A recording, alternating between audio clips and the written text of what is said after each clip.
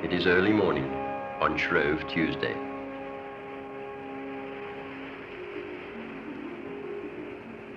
And in the far-off West Indian island of Trinidad, the villages stand already deserted, as the last of the carefree inhabitants truck northwards to the country's capital and the greatest day in the Caribbean calendar. For tomorrow is the start of Lent, so today is Carnival.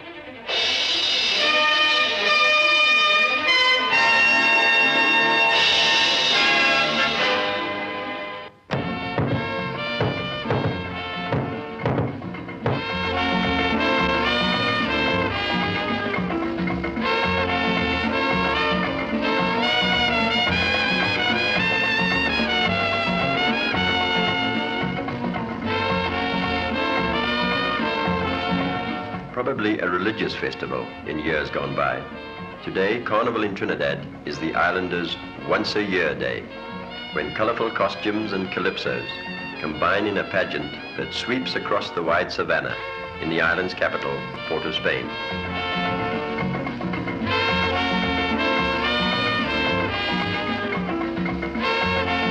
Banded into groups of as many as 500 members at a time, each portraying a particular theme, the parade that starts as the day begins will still be passing through the streets when the sun goes down.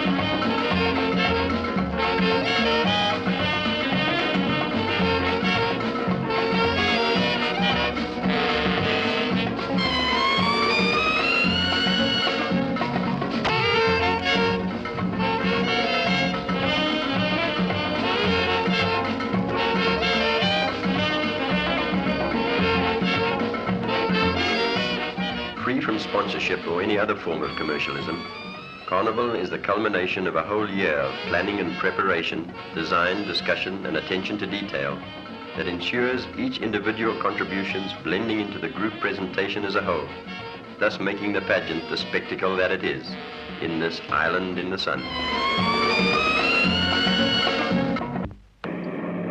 Named by Columbus, La Trinidad, the Trinity, after three mountains to the south of the island, Trinidad is everyone's dream of a tropical paradise. White coral sands set in the azure blue of the Caribbean. Lush vegetation. Quaint buildings with a splash of modernity. And a bustling, carefree community.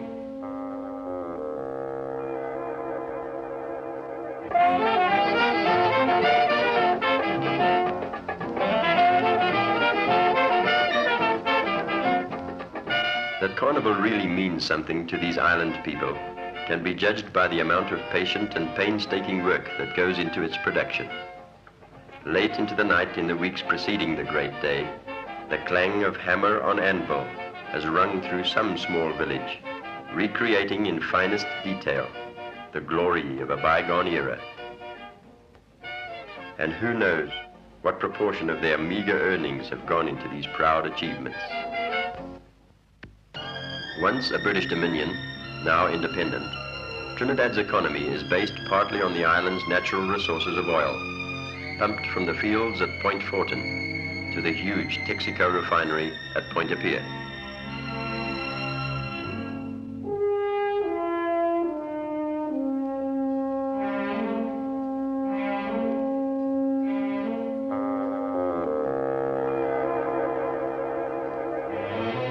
A marvel of nature, discovered by Sir Walter Raleigh, is the island's Lake of Pitch at La Brea.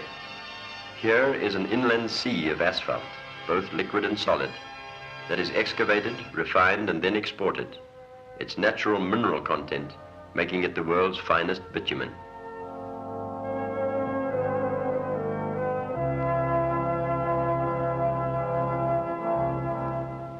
Sugarcane grows profusely throughout the West Indies, another of the island's exports.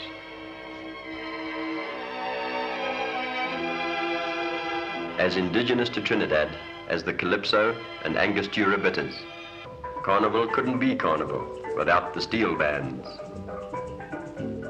Fashioned from empty oil drums, cut to various sizes, tempered and then tuned, these instruments produce a brand of music that is as beautiful as it is unusual.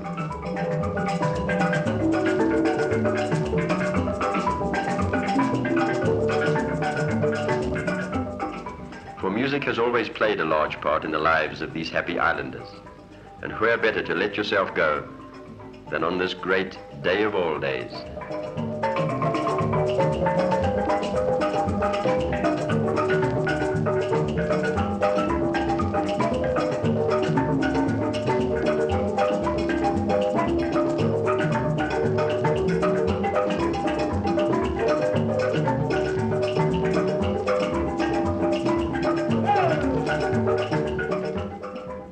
And what better catalyst than music to fuse together these many races and creeds? For the peoples of the island form a polyglot community, as down through its history, the island has changed hands again and again. And today the emergent West Indian is a carefree, fun-loving individual who enters the game for the pure exhilaration of it.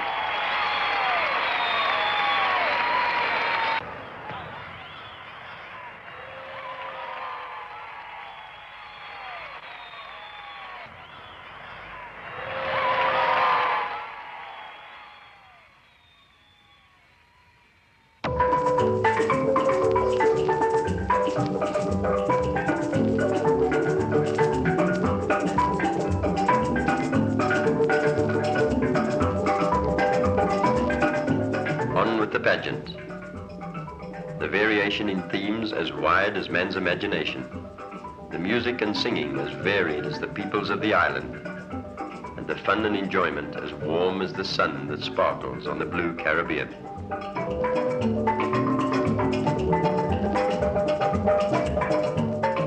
This has been Carnival, Trinidad on its greatest day.